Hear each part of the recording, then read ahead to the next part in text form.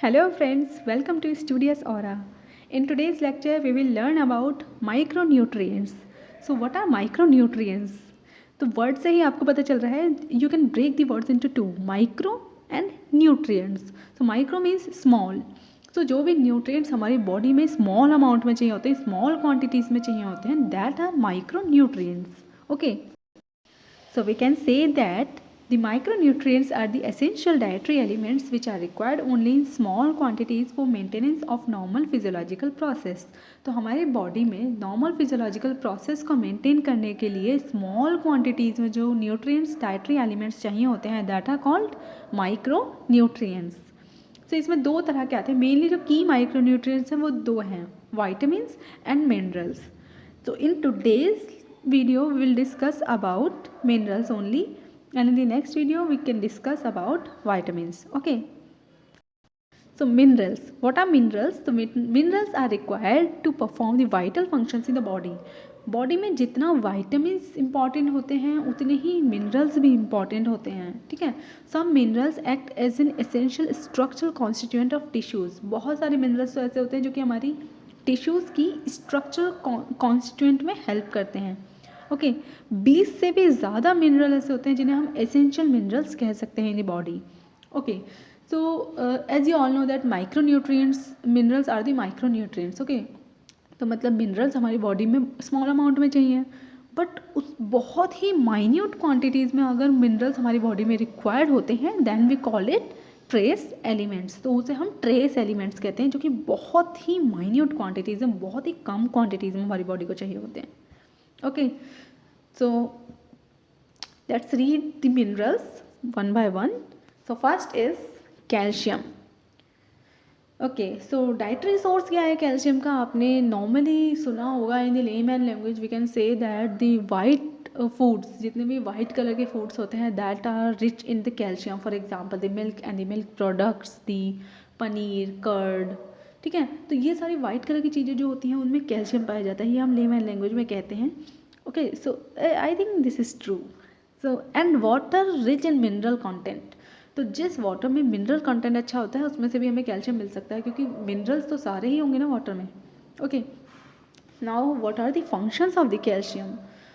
तो मेनली जो कैल्शियम होता है ना हमारी बॉडी में सबसे ज़्यादा बोन्स और टीथ में होता है. 99% of the calcium are found in the bones and the teeth. और ये हमारे बोन्स और टीथ को रिजिडिटी प्रोवाइड करता है, मतलब मजबूती, स्ट्रेंथ प्रोवाइड करता है. ठीक है. और and calcium is also important in clotting process. Clotting, blood clotting जो प्रोसेस होता है उसमें भी कैल्शियम बहुत इंपॉर्टेंट रोल प्ले करता है. And it is also important in activation of many enzymes. तो बहुत सारे एंजाइम्स होते हैं जिनकी एक्टिवेशन के लिए हमें कैल्शियम की ज़रूरत होती है. Then in the secretion of the neurotransmitters, enzymes and hormones. बहुत सारे न्यूरो ट्रांसमीटर्स, एंजाइम्स और हॉर्मोन्स के सिक्रीशन के लिए हमें कैल्शियम की नीड होती है. Then in the neuromuscular excitability. Now what is the requirement? तो हमें कितनी अमाउंट में चाहिए होता है? मैंने बोला है माइक्रो न्यूट्रिएंट है, स्मॉल अमाउंट में चाहिए, तो अमाउंट हमें पता होना चाहिए. बिकॉज ऐसा तो नहीं है कि हम बहुत सारा लेके खा सकते हैं, और ये बहुत सारा अगर एक दिन में ले भी लेंगे तो उससे क्या हो जाएगा. ठीक है. तो रिक्वायरमेंट इसकी होती है 400 mg पर डे. ठीक है. नॉर्मल कंडीशन में होती है 400 mg per day, but in case of pregnancy and lactation it is 1000 mg per day. Okay. And if there is a deficiency of calcium in body, हमारी body में अगर calcium की कमी हो भी जाती है तो there is a no clear symptom. कोई ऐसा खास कोई सिम्टम नहीं आता है. जब डेफिशिएंसी बहुत ही सीवियर हो जाती है जब सिम्टम्स दिखने शुरू होते हैं. ओके. बिकॉज नॉर्मली अगर हम इंडिया की बात करें तो इंडिया जैसी डेवलपिंग कंट्रीज़ में कैल्शियम की डेफिशिएंसी बहुत लोगों को होती है, specially in the women. Okay. So there is no clear cut symptom of the calcium deficiency if the deficiency is not severe. Okay, mark my words. Then the next is mineral phosphorus. So what about phosphorus? The dietary sources of the phosphorus are the food which is rich in protein. तो phosphorus हमें कहाँ से मिलता है? जो foods जो protein rich food होते हैं वहाँ से हमें phosphorus मिलेगा, because it is also found in the amino acids. And amino acid is a part of protein. Then what are the functions of the phosphorus. So calcium के साथ साथ phosphorus भी बोन्स और टीथ में deposit होता है. Phosphorus जो है ना बोन्स को बहुत एक्स्ट्रा स्ट्रेंथ प्रोवाइड करता है. डीएनए और आरएनए का एक स्ट्रक्चरल कंपोनेंट भी है फॉस्फोरस. इवन हमें जो एनर्जी प्रोवाइड होती है हमारी बॉडी में by the food which is in terms of ATP, ADP and AMP, यहाँ भी फॉस्फोरस होता है. Adenosine triphosphate, the phosphate is component of the phosphorus. Okay, and the requirement is same as the calcium, which is 400 mg per day and 1000 mg per day in pregnant and lactating women. But in case of requirement it should be less than twice the calcium intake. मतलब calcium आप जितना भी खा रहे हो उसके double से थोड़ा कम ही होना चाहिए. मतलब जितना कैल्शियम खा रहे हो उसके डबल से थोड़ा कम ही आपको फॉस्फोरस अपनी डाइटरी इंटेक में लेना है. उससे ज़्यादा नहीं होना चाहिए, otherwise it can cause toxicity. Okay, now what are the deficiency. तो डेफिशिएंसी बहुत ही अनकॉमन होती है, लोग ज़्यादातर डेफिशिएंसी नहीं पाई जाती है accept in the patients undergoing haemodialysis. तो मोस्टली जो फॉस्फोरस डेफिशिएंसी है ना वो हीमोडायलिसिस वाले पेशेंट्स में ही हमें देखने को मिलती है, otherwise it is not common in the normal situations. Okay, so the next is iron. Iron is the most important mineral जिसके बारे में आप सभी जानना चाहते हैं, and even the people are also talking about this, and इस पर ध्यान देने की बहुत ज़्यादा ज़रूरत है. तो डाइटरी सोर्सेज क्या होते हैं आयरन के, ये तो आप सभी को पता है, which is the green leafy vegetables. सब कहते हैं हरी पत्तेदार सब्जियां खाओ उससे आयरन मिलेगा. But except like green leafy vegetable को छोड़ के और भी चीज़ें होती हैं जिनमें आयरन होता है. इनमें तो रिच होता है आयरन. ग्रीन लीफी वेजिटेबल में आयरन आपको बहुत ज़्यादा मिलता है, ज़्यादा अमाउंट में, but it is also rich in potatoes, legumes, fruits and flesh foods. Okay, then specially in liver में आयरन बहुत ज़्यादा पाया जाता है. इन फोर्टिफाइड कॉमन सॉल्ट्स जो फोर्टिफाइड होते हैं, आयरन फोर्टिफाइड से सॉल्ट्स आ रहे हैं आजकल, आयरन फोर्टिफाइड राइस वगैरह आ रहे हैं, तो उसमें भी आपको आयरन एज ए मिनरल मिल जाता है. Then cooking in iron utensils increase dietary content. So पुराने ज़माने में कहा जाता था कि लाइक लोहे के बर्तनों में खाना बनाओ, आयरन के बर्तनों में खाना बनाओ. तो वो इसलिए क्योंकि आयरन के बर्तनों में खाना बनाने से, आयरन यूटेंसिल्स में खाना बनाने से क्या होता है कि आयरन कंटेंट जो है ना वो डाइट में हमारे में इंक्रीज़ हो जाता है. Okay, so it is also the dietary source of the iron. Then what are the function of the iron. तो 2/3 of the iron content in the body which is 4 gram exist in the form of haemoglobin.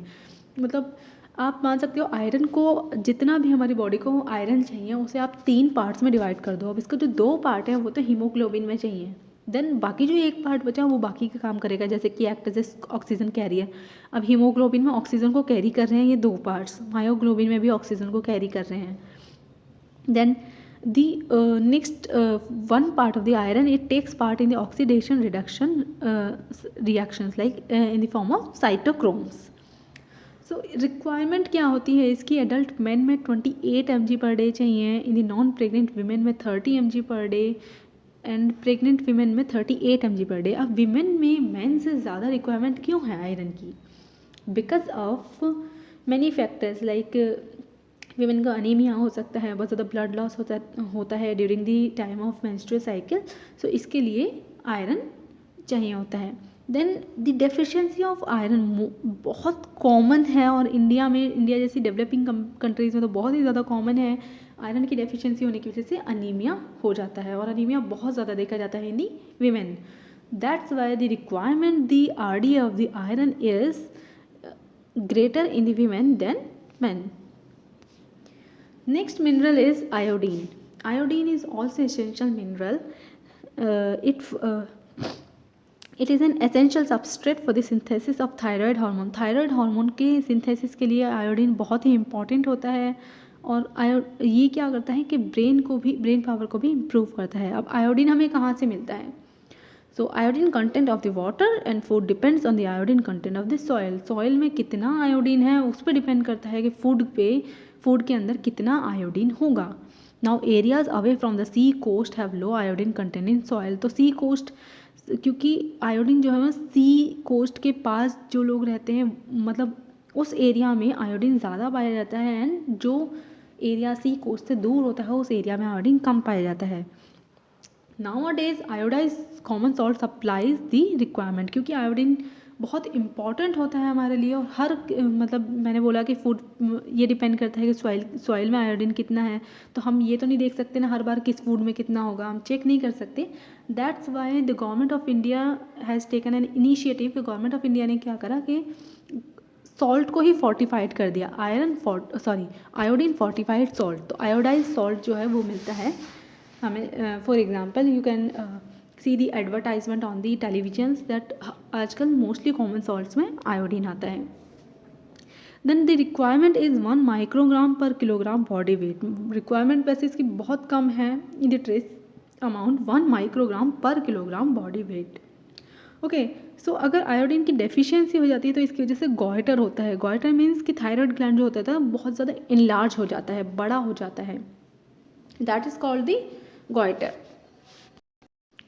और next mineral is zinc. अब zinc में क्या होता है, zinc हमें कहाँ से मिल रहा है? सबसे पहले तो सी फूड से हमें जिंक मिलता है बहुत ज़्यादा। Sea food are rich source of the zinc, ठीक है, सबसे ज़्यादा जिंक हमें सी फूड से मिलेगा। सीरियल्स और legume contain a significant amount of zinc but the absorption is inhibited by the phytic acid. Cereals और लेग्यूम में जिंक बहुत ज़्यादा होता तो है लेकिन उनका अब्जॉर्प्शन नहीं हो पाता है फाइटिक एसिड की वजह से हमारी बॉडी में। तो सी फूड से हमें सबसे ज़्यादा जिंक मिलता है। अब जिंक के बारे में शायद ही पहले आप लोग इतना ना जानते हो, but nowadays I think most of the people know about this zinc, कि जिंक क्या फंक्शन करता है हमारी बॉडी में। स्पेशली जब से कोविड आया है, जब से लोगों के अंदर थोड़ा क्रेज़ हो रहा है कि हमें मल्टीविटामिन्स के साथ हमें जिंक सप्लीमेंट्स चाहिए, इससे हमारी इम्यूनिटी इंक्रीज़ होगी। तो now let's see about the functions of the zinc. Zinc is a part of several enzymes including carbonic anhydrase, carboxypeptidase, alkaline phosphate और DNA polymerase and RNA polymerase। इन सारे ही enzymes का एक बहुत ही इम्पॉर्टेंट पार्ट होता है zinc. Then को factor in zinc dependent enzymatic reactions. Like zinc dependent enzymatic reactions क्या होती हैं? कोई ऐसी एंजाइमेटिक रिएक्शंस जिसमें जिंक का होना बहुत इंपॉर्टेंट है, अदरवाइज वो एक्टिवेट नहीं होंगी, तो वहाँ पर जिंक बहुत इंपॉर्टेंट होता है। फॉर एग्जांपल कोलेजन की सिंथेसिस कराने के लिए zinc is very important factor.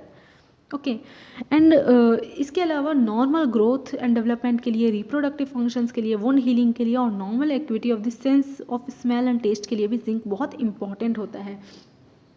सो अभी तक भले ही आप ये ना जानते हो कि जिंक क्या काम कर रहा था, now you can see here कि in the case of covid जब आप जिंक सप्लीमेंट्स ले रहे थे तो वो आपकी सेंस ऑफ स्मेल और टेस्ट को भी जो है वो इंक्रीज़ कर रहा था, वुंड हीलिंग में हेल्प कर रहा था, रिप्रोडक्टिव फंक्शंस, नॉर्मल ग्रोथ में हेल्प कर रहा था। Then what is the requirement of the zinc is 15 mg per day due to poor absorption. क्योंकि इसका एब्जॉर्प्शन अच्छा नहीं हो पाता है इसलिए इसकी रिक्वायरमेंट थोड़ी सी ज़्यादा है, which is 15 mg per day.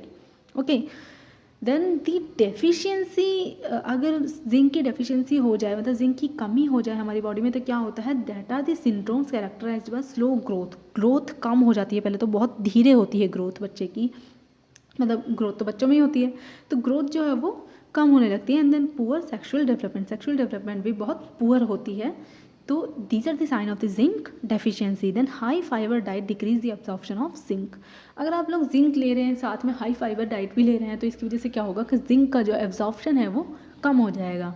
तो कोई भी चीज़ आप डाइटरी सप्लीमेंट्स लेते हो या फिर कोई भी चीज़ आपको डाइट से न्यूट्रिएंट्स या मिनरल्स मिलते हैं, तो वो चीज़ें अपने बॉडी में लेने के साथ साथ ये भी इंपॉर्टेंट होता है कि उसका एब्जॉर्प्शन कितना हो रहा है। फॉर एग्जांपल यहाँ पे आप अगर 30 mg पर डे जिंक भी ले लोगे और अगर हाई फाइबर डाइट उसके साथ खा रहे हो तो उसका एब्जॉर्प्शन जो है वो डिक्रीज़ होगा। तो आपको ये सारी चीज़ें ध्यान में रखनी होती हैं। Okay, so next is mineral selenium. तो सेलेनियम हमें कहाँ से मिलता है? The availability in diet depends on the selenium content of the soil. के ये भी आयोडीन की तरह ही डिपेंड करता है कि सॉइल में सेलेनियम का कंटेंट कितना था, उसी पे डिपेंड करेगा कि आपको डाइट में कितना सेलेनियम मिल रहा है। But it is higher in high protein food. जिन फूड्स में प्रोटीन ज़्यादा होता है उसमें सेलेनियम भी ज़्यादा होता है। Refining of grains and boiling of vegetable leads to loss of selenium. तो जब भी कोई ग्रेन्स रिफाइन किए जाते हैं या फिर वेजिटेबल्स को बॉईल करते हैं तो उनमें से सेलेनियम जो है उसका लॉस हो जाता है। बॉईल करने से सेलेनियम उड़ जाता है वेजिटेबल्स में से। Now what are the functions of the selenium? So it is a part of antioxidant system in the body. Antioxidant system का ये एक बहुत इंपॉर्टेंट पार्ट होता है। एंटीऑक्सीडेंट के लिए लोग पता नहीं कितनी चीज़ें खाते हैं, कितने नए नए सप्लीमेंट्स एंड बहुत सारी चीज़ों को यूज़ करके देखते हैं, but you don't know that selenium is also a part of antioxidant system in the body. So it is also an important mineral. Okay, so it is incorporated in glutathione peroxidase, an enzyme which prevent peroxidation of fats in cell membrane. तो ये क्या करता है कि fat के peroxidation को prevent करता है in the cell membrane. Then इसके कुछ फंक्शंस ऐसे भी हैं जो विटामिन ई के फंक्शंस को ओवरलैप करते हैं, मतलब विटामिन ई के फंक्शंस जैसे ही होते हैं. Then it retard the ageing and prevent cancer. तो विटामिन ई के भी कुछ ऐसे ही फंक्शन होते हैं कि एजिंग को रिटार्ड करता है और कैंसर को प्रिवेंट करता है. एंड सेलेनियम के भी यही फंक्शंस है कि ये भी एजिंग को रिटार्ड करेगा, मतलब जल्दी से एजिंग नहीं होने देगा, जल्दी बुढ़ापा नहीं आएगा. मतलब आपकी स्किन के लिए बहुत अच्छा है, आपके सेल्स के लिए बहुत अच्छा है, इनर सेल्स के लिए. And it prevents cancer. Okay, then what is the requirement? So requirement है 1 microgram per kg body weight per day. Okay, so जितना बॉडी वेट होता है पर केजी बॉडी वेट में 1 माइक्रोग्राम ही रिक्वायर है ये. ठीक है, अगर सेलेनियम की डेफिशिएंसी होती है तो there is a risk of cancer. Cancer होने का रिस्क हो जाता है क्योंकि ये कैंसर से प्रिवेंट कर रहा था. तो अगर इसकी डेफिशिएंसी होती है तो there is a risk of cancer. Then the next mineral is fluorine. तो फ्लोरीन हमें कहाँ से मिलता है? तो प्रिंसिपल सोर्स इसका है drinking water containing fluorine in the form of fluoride. तो ड्रिंकिंग वाटर में फ्लोरीन होता है तो वहीं से हमें फ्लोरीन मिलेगा. तो हमें मतलब जो भी मिनरल वाटर्स होते हैं उसमें जिस वाटर में बहुत सारे मिनरल्स होते हैं तो मोस्टली मिनरल्स हमें वाटर से ही मिल जाते हैं.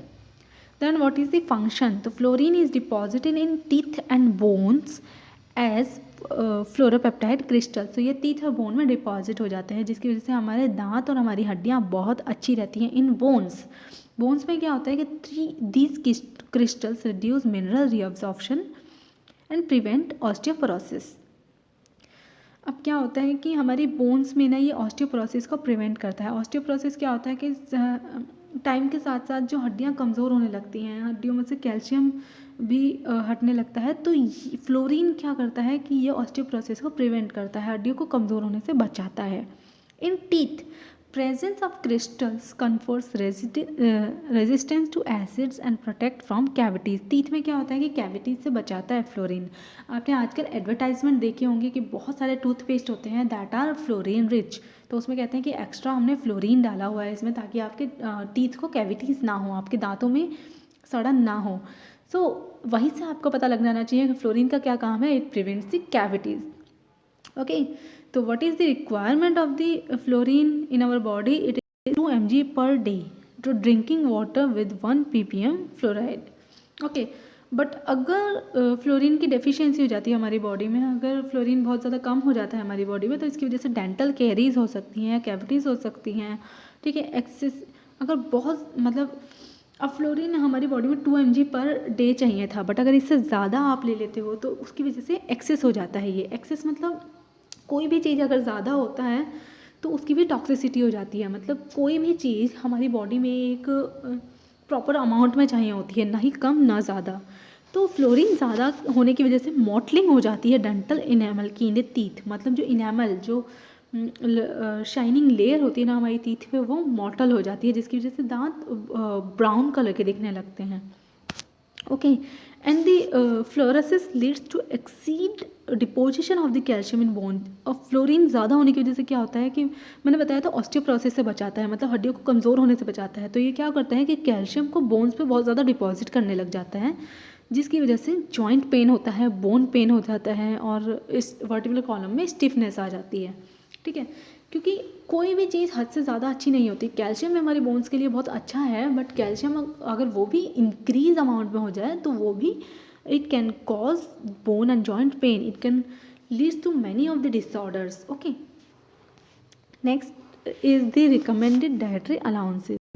तो रिकमेंडेड डाइटरी अलाउंसेस क्या होते हैं कि एक नॉर्मल हेल्दी इंडिविजुअल में जितना अमाउंट ऑफ न्यूट्रिएंट इनटेक मतलब सफिशिएंट होता है कि वो न्यूट्रिएंट रिक्वायरमेंट को फुलफ़िल कर पाए बॉडी की, that is called the dietary allowance. मतलब हर एक जेंडर और हर एक एज के अकॉर्डिंग एक प्रॉपर अमाउंट होता है कि हमें कितने अमाउंट में कौन सी चीज़ हमारी बॉडी को लेनी है, क्योंकि हमारी बॉडी में हर एक न्यूट्रिएंट्स की, हर एक मिनरल्स की, हर एक वाइटामिन की एक अलग ही रिक्वायरमेंट होती है to for the functioning of the healthy metabolism of the body, that is called the recommended dietary allowance. So for Indian population, Indian Council of Medical Research ICMR has published the RDA for each nutrient. हर एक nutrient की RDA publish करी है ICMR ने, और उसी के according हमें जो है न्यूट्रिएंट्स लेने होते हैं बॉडी में, बिकॉज उसी के अकॉर्डिंग हमारी रिक्वायरमेंट के अकॉर्डिंग ही ये RDA बनाई गई है.